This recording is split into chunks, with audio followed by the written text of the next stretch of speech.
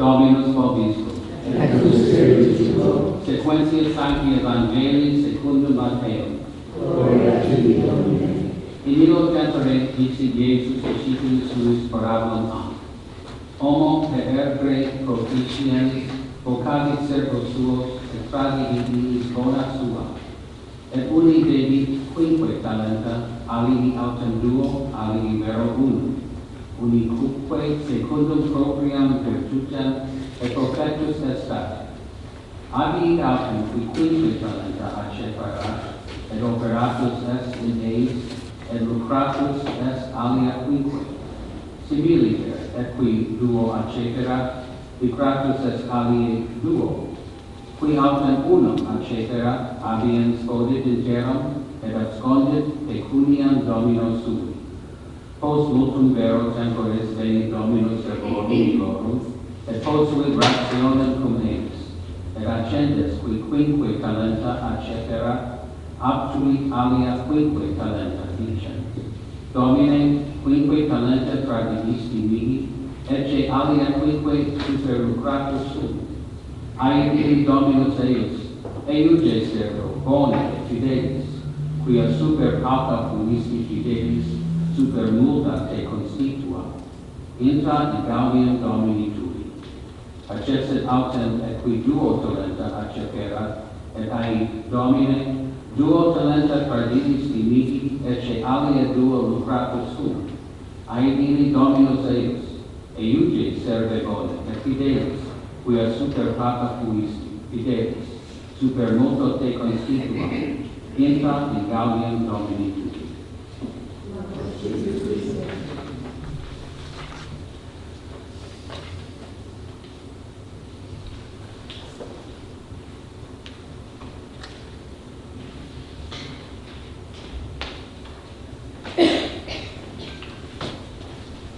The intention for today's Mass is for Doug and Gina Edwards.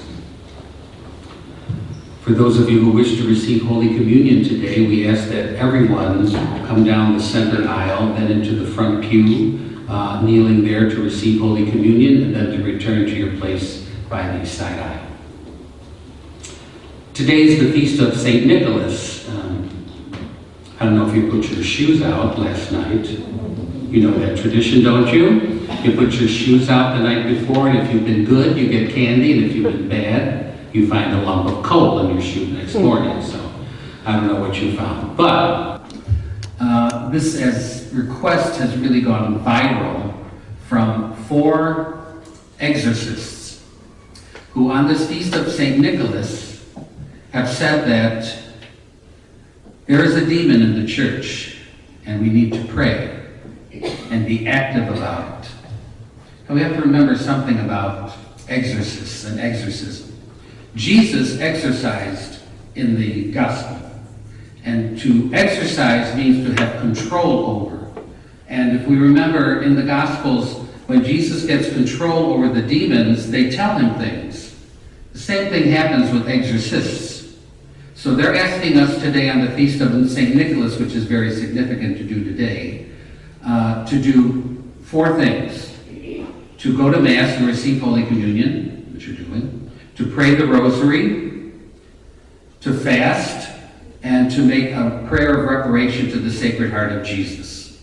All to combat this demon that seems to be associated with the Pachamama. We've talked about that before, and I'll talk about that again on Sunday. It's very significant to do it on the Feast of St. Nicholas because St. Nicholas, well, we know him today as Santa Claus, but his story is he was a bishop at the time of the great transition from paganism to the then Emperor Constantine in 312, giving freedom to the Christians to live openly their faith, until the Council of Nicaea at 325, where St. Nicholas as bishop was a member of the council. Nicholas combated heresy and demons in the church at the time, particularly in the priest by the name, and remember, heresies come from inside the church, not outside, a priest by the name of Arian. And for many, many centuries, the Arian heresy reigned supreme in the church. Arius, as a priest, maintained Jesus was the perfect creature that God ever created, but he was not divine. So at the Council of Nicaea, which came out with the phrase that we use all the time when we proclaim our creed on Sunday, that Jesus is God from God, light from light, true God from true God, begotten, not made. He is not a creature, he is divine. So when Arius they invited him at the council to give his little speech about what he believed about the lack of divinity in Jesus Christ. St. Nicholas was so upset he went up and punched him. And it's depicted in religious art, especially in the Eastern Church, and gave him what is known as the heretic's slap. Because of that, Nicholas was thrown out by the bishops. You're no longer a bishop. We take away your authority as bishop. This is terrible. This is awful. And they put him in jail.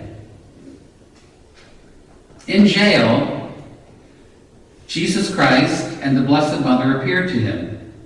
And Jesus gave him back the book of Gospels, which is an important sign of the office of bishop. Even today, when a bishop is consecrated, two people hold an open book of the Gospels over his head as the prayer of consecration for the bishop is prayed.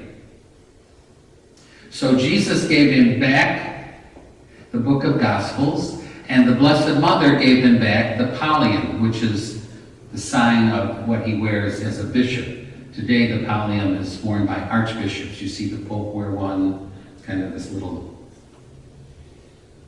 stole that goes around their neck and has four crosses. So on the Feast of St. Nicholas, these four exorcists who are in communication with demons have asked us to do those four things. St. Nicholas continues his protection of the church.